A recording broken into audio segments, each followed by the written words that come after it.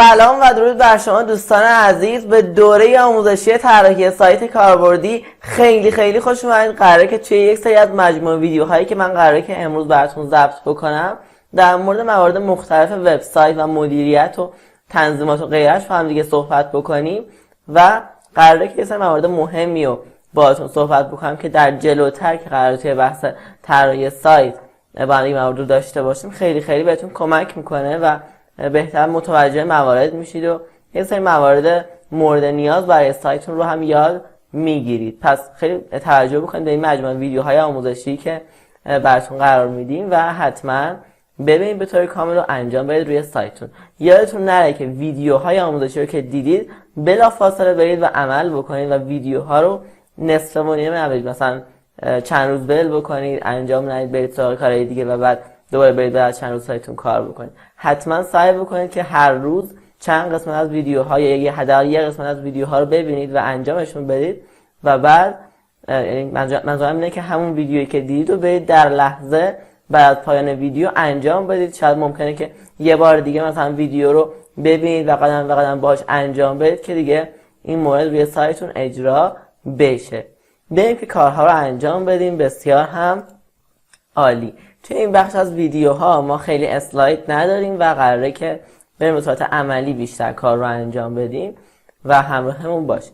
خب مورد اولی که توی این ویدیو قراره با هم دیگه در مورد صحبت بکنیم ایجاد ساب دامنه و ریدایرکت دامنه‌تون هست. اگه یادتون باشه من بهتون گفتم هم دامنه .ir و هم .com رو تهیه بکنید. مثلا ما اسم سایتمون شد شایان فود، هم shayanfood.ir و هم shayanfood.com رو برای مثال شما رفتید و شما تهیه کردید. خب و بهتون گفتم که این دامنه .ir رو هر کسی که زد منتقل بشه روی دامنه .com. یعنی چی؟ مثلا زد shayanfood.ir در لحظه منتقل بشه به صفحه .com شما. مثلا زد shayanweb.ir منتقل بشه به shayanweb.com یا مثلا shayanfb.ir shayanfb.com. اینطوری هر اسمی که دارید .irش منتقل بشه به .com. این کار رو چطوری باید انجام بدیم؟ به این کار دوستان میگن ریدایرکت دامنه یا حالا منتقل کردن یک صفحه به یک صفحه دیگه. هر کسی اون آدرس رو زد به یک صفحه دیگه منتقل بشه. ما فقط یک دامنه کامل به یک دامنه دیگر رو نداریم. ما حتی میتونیم مثلا هر کس زد shayanweb.com مثلا فرض کنید شاپ منتقل بشه به یک صفحه دیگه. مثلا منتقل بشه هر کس زد /shop به /market. مثلا به این کارم میگن ریدایرکت کردن یک صفحه به یک صفحه دیگه. یعنی یک صفحه خاص هم میتونید منتقل بکنید که دلایل مختلفی هم میتونید برای این کار داشته باشید. حالا اول هم بریم سراغ ایجاد ساب دامنه. پس برای این کار باید وارد پنل دایرکت ادمین بشیم. یعنی از سی پنل هست پنلی که شما دارید، کنترل پنلی که دارید، وارد سی پنل بشید با نام کار برای پسوردتون و بعد خب وارد چنین محیطی میشیم که حالا در موارد مدیریتی مختلف داخلش قرار داره و میتونیم مثلا بریم کارهای مختلفی رو اینجا انجام بدیم و ببینیم. و الان کاری که من میخوام انجام بدم ایجاد ساب دامنه هست. ساب دامنه رو دوستان بهتون گفتم که دقیقاً چی هستش. ساب دامنه مثلا فرض کنید که همین اسمی که ما الان ایجاد کردیم، مثلا webdesign.shayanweb.com. توی آموزش‌های جلسات اول آموزش هم ما اینو داشتیم که میگفتیم به این بخش اول میگن ساب دامنه، به این بخش میگن خود نام دامنه شما و به این بخش هم که میگفتیم پسوند دامنه. خب حالا این ساب دامنه رو ما چطوری میتونیم بریم و برای دامنمون در اصل ایجاد بکنیم و میتونیم حتی بیاریم روی این ساب دامنه یک سایت دیگر رو بالا بیاریم. مثل همین الان که من اینجا این کار رو انجام دادم. ببینید الان من این هاستی که از جدا خریداری کردم، البته میتونید رو همون هاستی که دارید هم بیایید و این کار رو انجام بدید. و من چیکار کردم؟ اومدم و از shayanweb.com یه ساب دامنه روش ایجاد کردم. مثلا گذاشتم همین چیزی که الان داریم webdesign.shayanweb.com و روی این webdesign.shayanweb.com این سایت شایان فود رو روش بالا آوردم. یعنی میتونم یک وردپرس جدید رو بیام و روی این شایان فود یا ساب دامنه بیام و ایجاد بکنم و وردپرس جدید رو بیام و روش نصب و اجرا بکنم. پس این هم از این موضوع.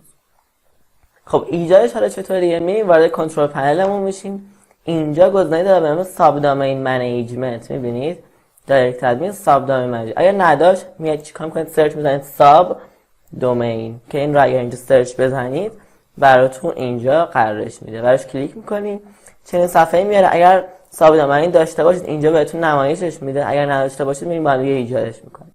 خب اد ساب دامین رو من اینجا کلیک میکنم که بره و یک ساب دامین برای من ایجاد بکنه.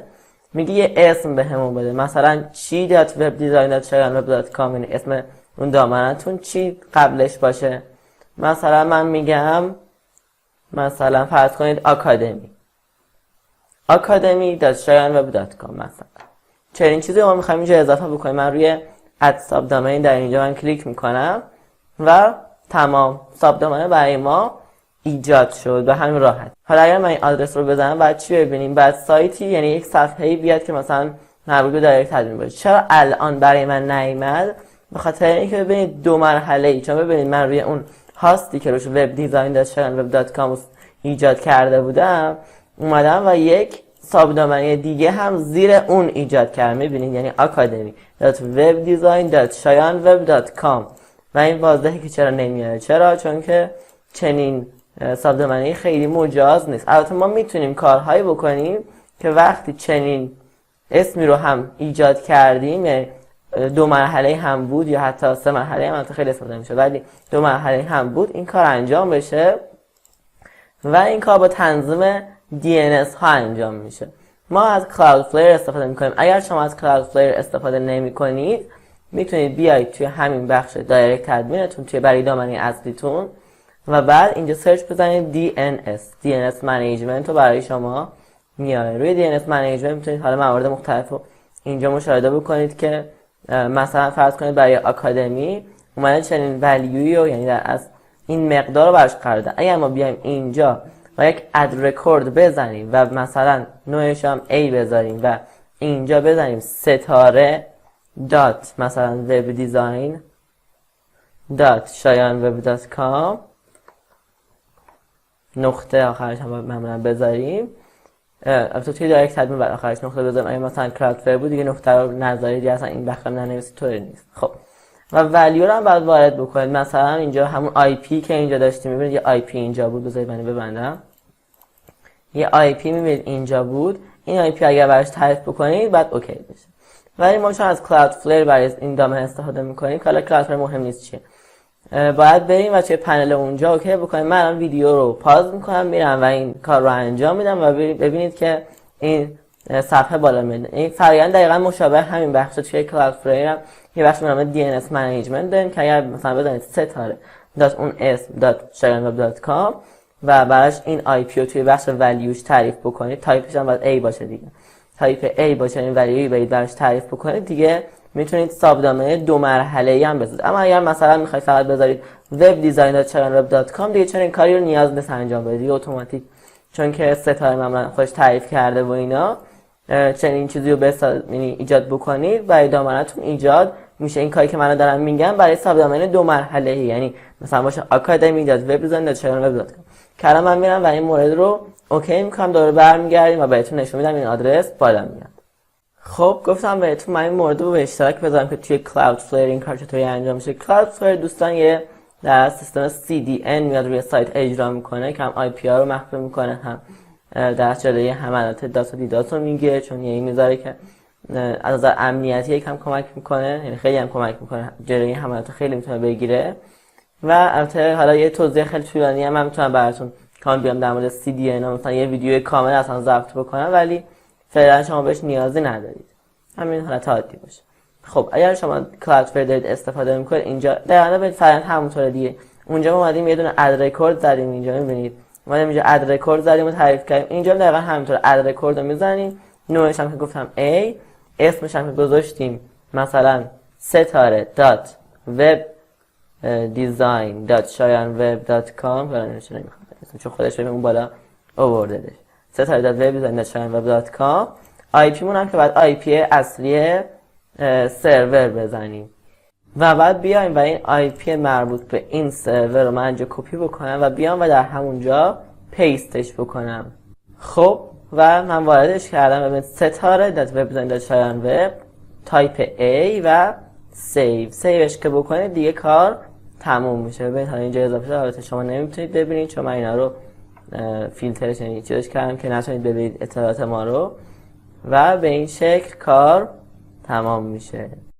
که الان دیگه بیایم اینو رفرش بکنیم، بعد دیگه سایت همون بالا بیاد. البته میبینید که داره ارور میده که SSL روش فعال نیست. بعد بیایم اینجا توی دایرکت ادمینمون بخش SSL Certificate، البته معمولا این کار اتوماتیک خودش انجام میده و بیایم توی بخش فری. اما ببین اینم اضافه شد به آموزشمون.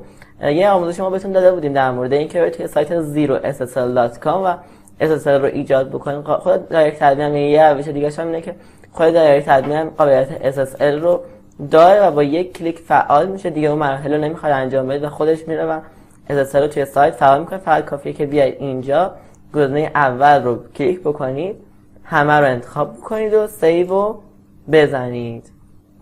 به این شکل دیگه کار تموم میشه.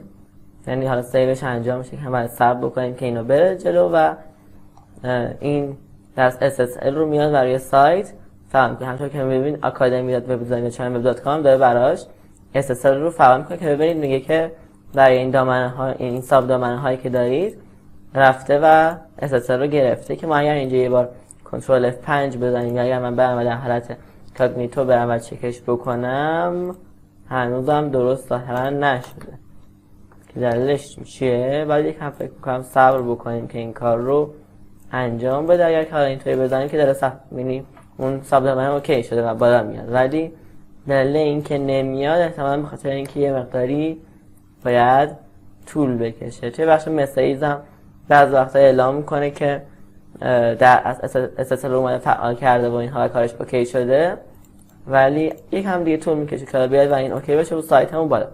و دیگه شما میتونید برید و توی دایرکت ادمینتون بخش ساب دامین منیجمنت اینجا بیایید و ویرایش داک روت، یعنی مسیرش، منظورش از مسیری که اون داره رو ویرایش بکنید و مثلا اینا رو کاستوم بزنید و مسیرش رو تغییر بدید. مثلا ببینید الان ما بیایم اینجا توی فایل منیجر هاست و بریم توی پابلیک HTML مسیر این ساب دامینی که مسیر این ساب دامینی که داره ببینید همین توی پابلیک HTML یه فولدر به نام آکادمی ایجاد کرد و این درستیدیم با هم دیگه. اگر من اینجا بزنم academy.shayanweb.com چی می اومد؟ یه صفحه می اومد که ببینید بالاش یه پیامی داده بود دیگه. این پیام داده بود وایسید گفته بود که این ساب دامین ایجاد شده و اینها. این به خاطر این فایل ایندکسی هست که اینجا قرار داره و ببینید همون متن هم دقیقاً اینجا آورده که میتونید برید این فایل رو کلا حذف بکنید که دیگه اون پیام هم نمایش ندید و بیاید اینجا وردپرس رو آپلود بکنید، کار نصبش رو انجام بدید و نصبش تموم میشه به همین راحتی. پس اینم در مورد ساب دامین. اگر میخواهید که مسیرش رو تغییر بدید میتونید بیاید از اینجا اقدام بکنید و این یعنی دایرکتوری روتش رو ویرایش بکنید و یه مسیر دلخواهی برای خودتون اینجا وارد بکنید و میاد و در اون مسیر ذخیره میشه. به جای اینکه توی پابلیک HTML/academy بود مثلا توی بذارید پابلیک HTML/مثلا academy.shayanweb.com مثلا هر اسمی که میخواید براش بذارید. به این شکل دیگه از اونجا میخونه و ساب دامینتون رو بهتون نمایش میده. پس اینم از آموزش ایجاد ساب دامنه.